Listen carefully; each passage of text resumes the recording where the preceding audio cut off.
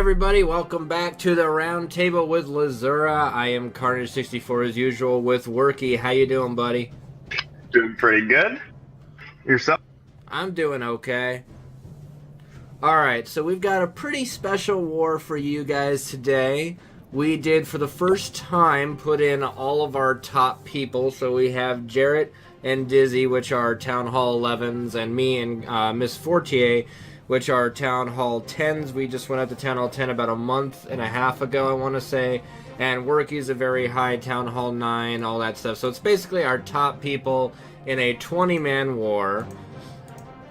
And we're going to go right on into some of our attacks. It was actually a very good war, and we're going to start with actually your hit on their number 5, which I believe was a Town Hall 9 that I couldn't 3-star.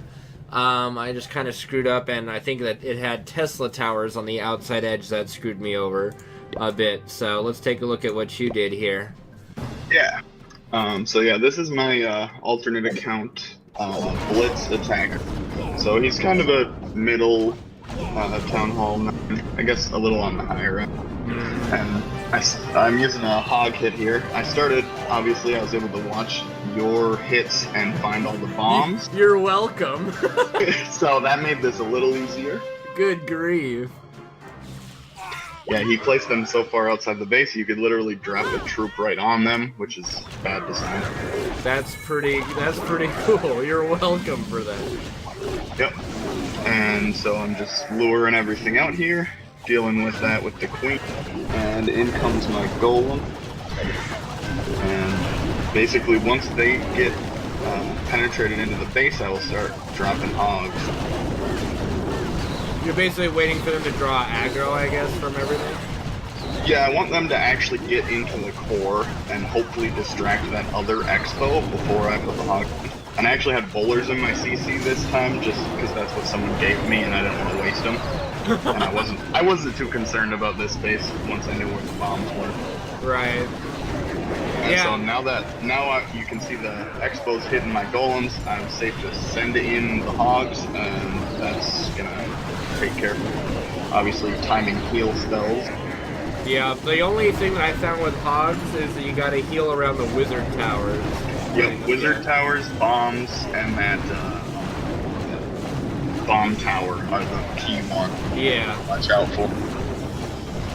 And if you don't get the queen early, she can really pick them apart too. Yeah. I've also found those skeleton traps are annoying. Yeah, because the hogs tend to ignore everything, and so they just kind of let them hit them. Yeah. I was a bit concerned for a second with that bomb tower at the end. That did do quite a lot, yeah. If he would have been able to throw a bomb and then they would have destroyed the tower, that might have killed most of them. Yeah. But now it's just a cleanup of the extra building, and yeah. Yeah, the Mr. T unit kind of does good work when used properly. Right, and I love those hogs. You just gotta a lot of practice to get them down.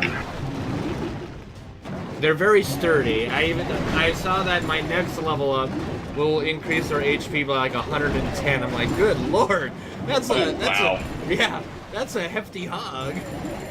So yeah, might have to look into the Town Hall 10 hogging. Yeah, it gets pretty high. All right, so that was a good way to start.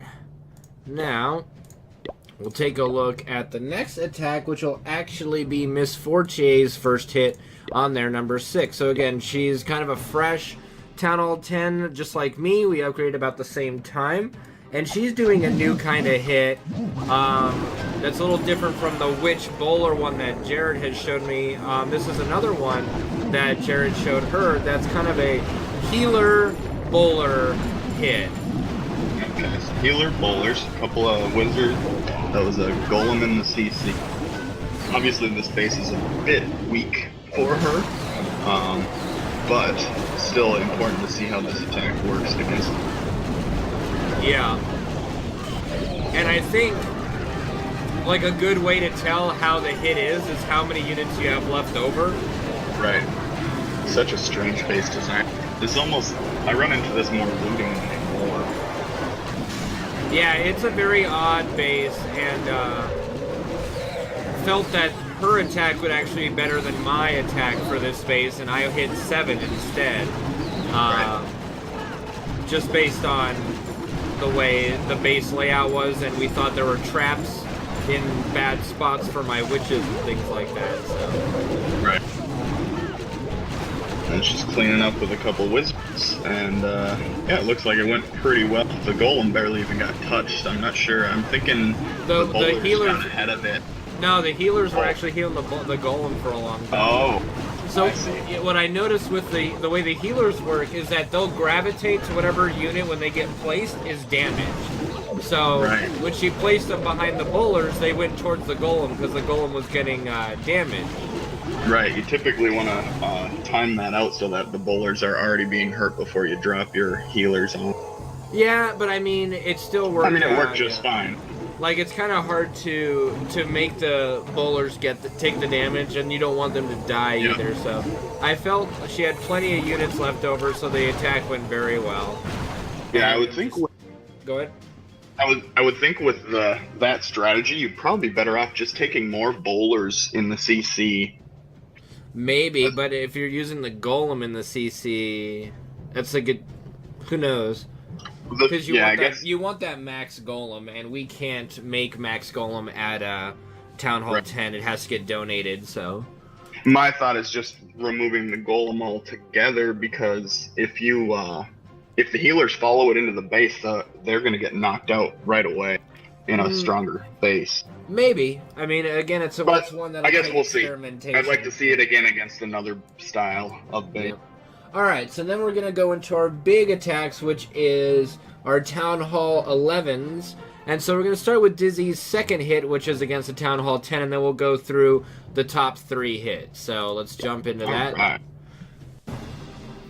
And so she's got the traditional Witch Bowler hit with the jumpies, and she's almost got a max warden, and she, after this war, actually set it to upgrade, so she'll have the max warden for the next war that she's in.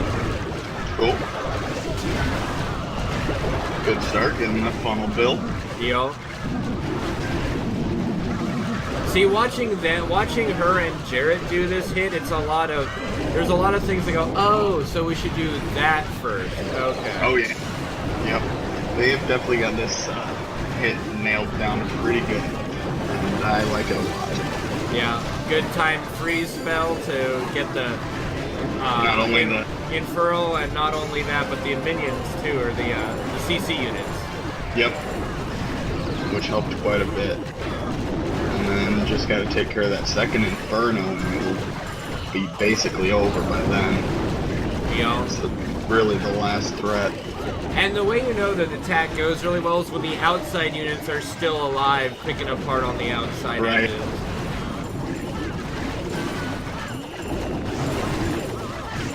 Queen seems to be ignoring that expo.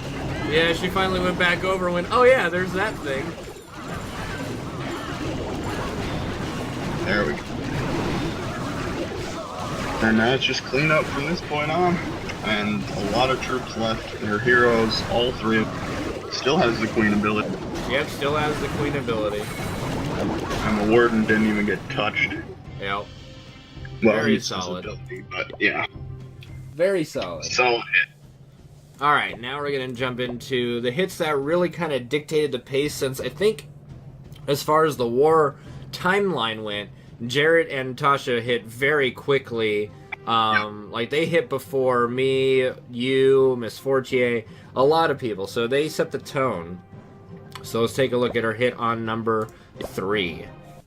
Yeah, them hitting early and doing well basically put the other clan on tilt, and they kind of knew it was over before it even began. Yeah. Alright, so this is an odd looking base, and so she chose to start off in this, so she's going to do a corner hit rather than like along the giant line, so. Making a funnel out of, yeah, it's a fairly low level Town Hall 11. Yeah, but it's got what it's lacking in other walls, it's got max expos, it's got max Yeah, Inferno towers. So yeah, it's not that low actually. Yeah, I guess the main weakness is just the walls and all the heroes are pretty low. But other than that, it's strong. Yeah, the base defenses are actually very strong. It's deceiving. I think it's the. Right. I mean, the war weight is dictated also by the hero level, right? So it might be on purpose that this base is supposed to be a very sturdy defensive base and not as much of an attacking one for their clan because of the hero level. But yeah, very strong defense buildings. Like they're all maxed, except for a couple archer towers. But most of the stuff, yeah, is very maxed out. The Tesla towers, all that stuff. But yeah, against a horde of this many boulders, they just kind of knock those walls out really quick. Yeah. And it actually defended pretty well against it. Yeah. That's what it is. It's like it's a deceiving base because all the defensive structures are very strong. So I do think that it's pretty much one of their... Since engineering's kind of being cut down, it's not quite an engineering base, but it is a very strong defensive Town Hall 11, not offensive. And it's such a strange design and how it kind of... Once she got into the middle, they couldn't really get out and there were so many things firing in. Right. It's a tricky design. But a very high 2-star. Yep. So very good hit. And now we're gonna go to our number 1 Jarrett again, and we'll do his first hit, which is against their number 2 to start things off. And again, this is one of the first hits that we did in the entire war. He really wanted to get his hits out of the way. Alright, so another Town Hall 11. Looks a decent amount stronger than the last one, still pretty weak walls.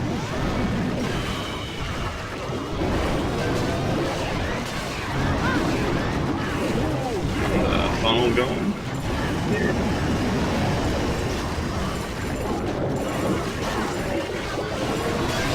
See, this is where I lose, like, the idea, like, it's just so clustered that I'm like, what is happening?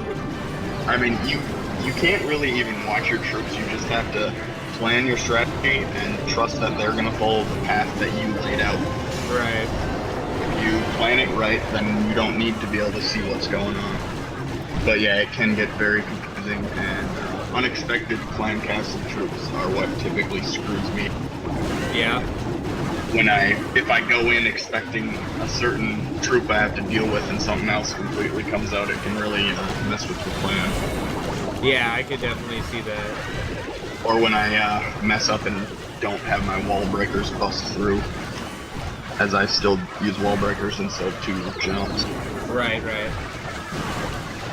But yeah, he laid a whooping on this base. And essentially all he needed was a solid 2-star. Going for 3 would have been a bit difficult. Yeah.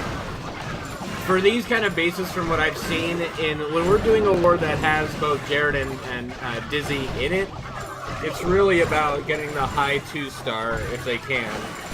Right. Because you're not supposed to 3-star. You're definitely not supposed to. And just looking at what we were up against, it was a given that they stood no chance of 2-starring Jar or Dizzy without a miracle. And so a 2-star was going to be good enough to lock up the war on those top 3 bases. As long as we took care of the rest. Yeah. We had to do our part.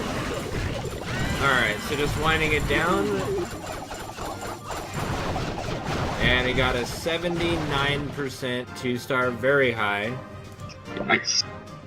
And then we'll look into his last hit, which was, oddly enough, another 79% 2-star on their number 1. So let's take a look at how this one went. So this is 1-on-1. And interesting base design, basically to attempt to keep you away from the town hall and limit you to a 1-star. Yeah. But if you can get there, it's not too difficult as long as you're able to funnel your troops properly. It makes for difficult funneling when the base is so wide open like this. Right, you gotta hope that the units will go to the jump spell you laid and not follow around the other building. Right. It would definitely be a better design if you were to put more buildings outside that outer wall. But yeah, I mean, Jar just drove right into the center. Yep. And there they go. Looks pretty damn good.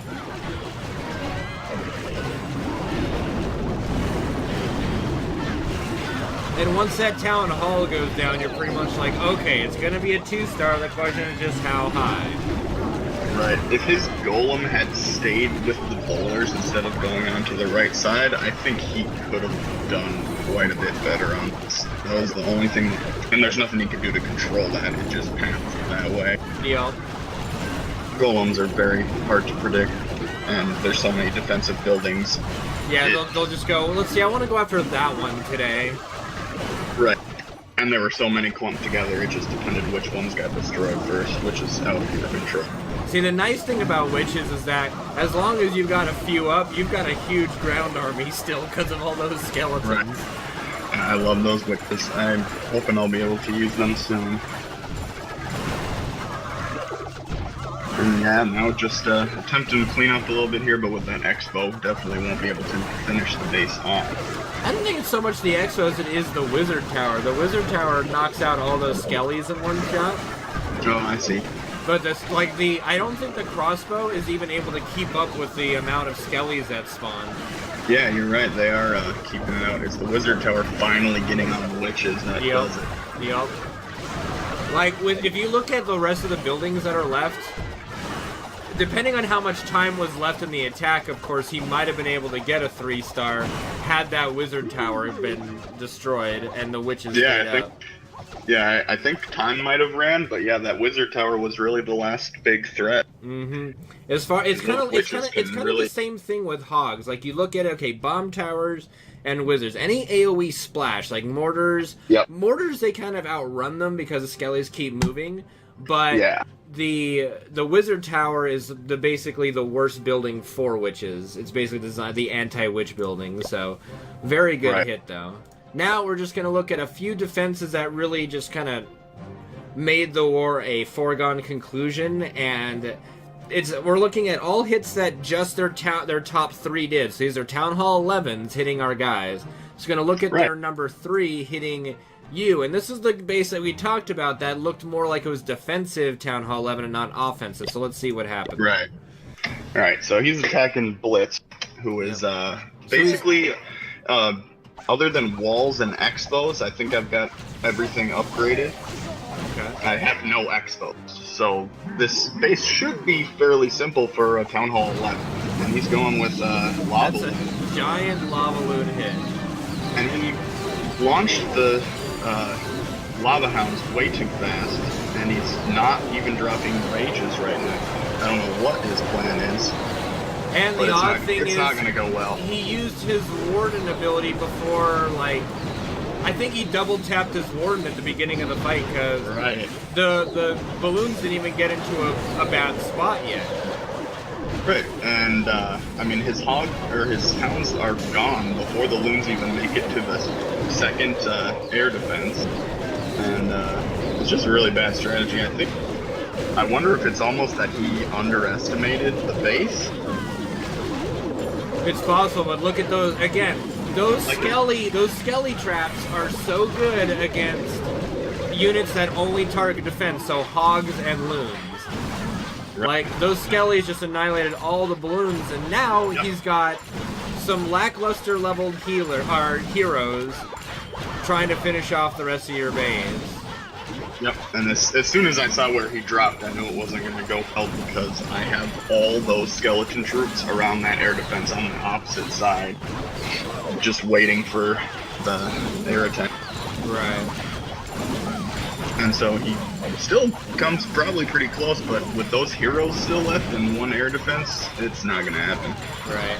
And I guess he had a dragon in his CC that he dropped in there too. At first I thought that was weird. At first I thought it was your helpful dragon, but no. Right. It is definitely his dragon. It's a very strange attack. I'm curious if that was his first or second hit. I'll have to look at that after. But yeah, the queen's just gonna take care of business now, and that'll be all she wrote. Oh no, he killed the queen, so But he's gonna run out of time, I think. But let me speed it. Oh, up. is that it? Well, let's see. Does all the units die? Yeah, it looks like all the units do die. There, they finally got the king. No, there's an archer. So he quit. There was an archer at the end that was still shooting. So he either ran out of time or he just quit at the end when he knew it was done. Right.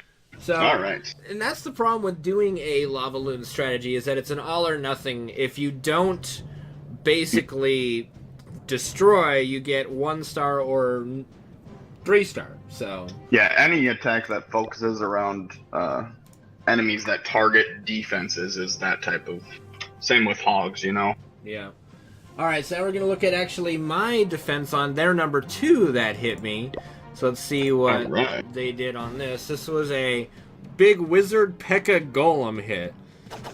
All right, so the go wipe coming back. And he's got pretty solid heroes. And now typically go wipes, I've never been a big fan of them. And back when I used to use them, they were more of a 2-star attack. Like rarely do you see people 3-starring with the go wipe. Okay. I have heard that they are making a comeback and people are starting to use them at Town Hall 10 again. But I'll be curious if we start to see more of this in wars. The problem with the attack Y, at least in the past, was that it's just so slow that it always has trouble finishing the whole base off. Right. Like, if you can keep your P.E.K.K.A.s alive, they will crush the base, but they are not the fastest. And it looks like he's basically just going straight for the 2-star. Like, this attack never had a chance to get 3 on you. Yeah. It barely got the town hall for a 1 star. I was so annoyed by that because I'm like, oh. Yeah, he just raged everything he could as soon as it got near the town hall, and that pulled off the 1. But was not a great attack. I'll be curious if we see more of those in the coming war. Yeah. Alright, then the last defense we're going to look at is Dizzy's defense against their number 1, who went after her and Miss Fortier because he basically gave up and didn't even bother hitting Jared yet again. I think that's like the 4th war we've had Jared in where they just said no, we're not going to even try. Yeah, Jared's definitely our best defender, as he rarely takes anything. So let's see Dizzy's defense.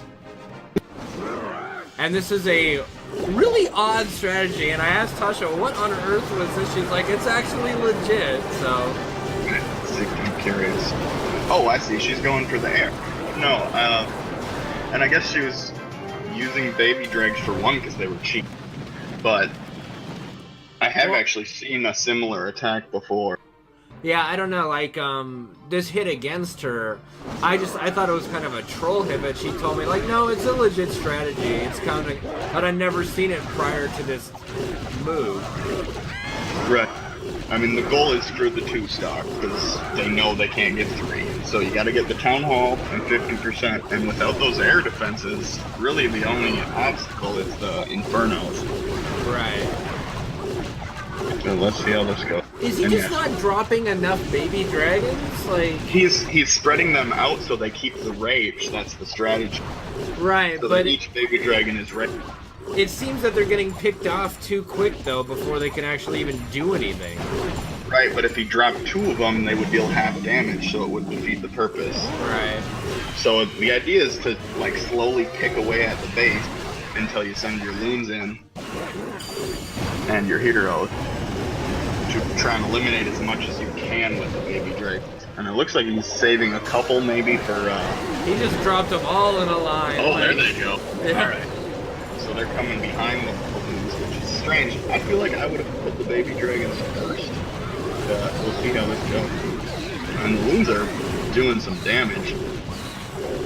But they're just not getting anywhere near that eagle artillery, and it's just going to destroy them, along with that Inferno tower. And see, if he would have saved, like, 5 of those baby dragons, he could have targeted them at the town hall right now.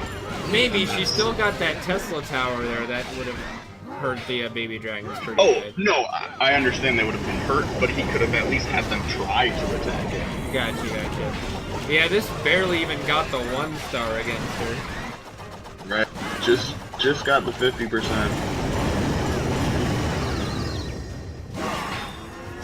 I mean, he did quite a bit of damage. It wasn't a terrible attack. I'm actually intrigued by it.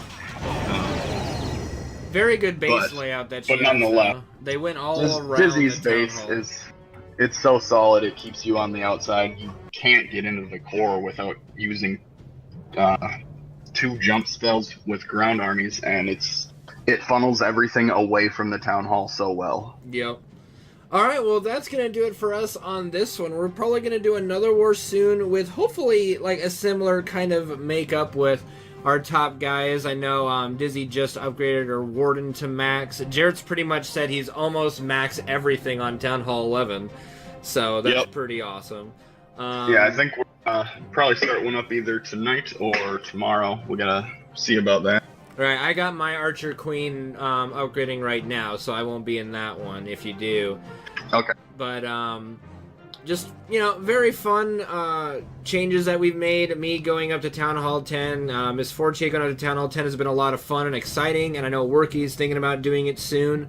So it's going to be a lot more high-level wars coming. As you know, obviously we started this. This is about Season 2 of our round table. And when we first started this, I think I was Town Hall 8. So, you know, it's evolving as the videos come out and as the wars goes. I think Dizzy was still a Town Hall 10, and same with Jarrett when we first got started. So the progression has been slow, but, you know, steady as how Clash of Clans is meant to be played. So it's really a lot of fun, and I hope you guys are enjoying the Clash content as much as we are.